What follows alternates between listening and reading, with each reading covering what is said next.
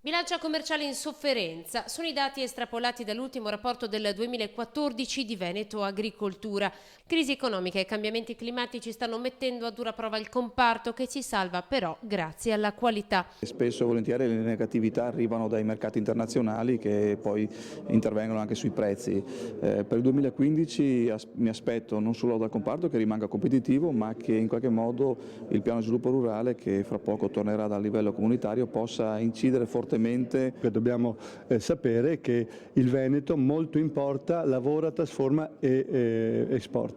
La Regione ha stanziato 1.284 milioni di euro di risorse in agricoltura. Una buona parte dovrà essere destinata all'innovazione e a garantire sempre un adeguato approvvigionamento di acqua. 5 miliardi e 600 milioni di PIL quest'anno, con 2 punti percentuali in più.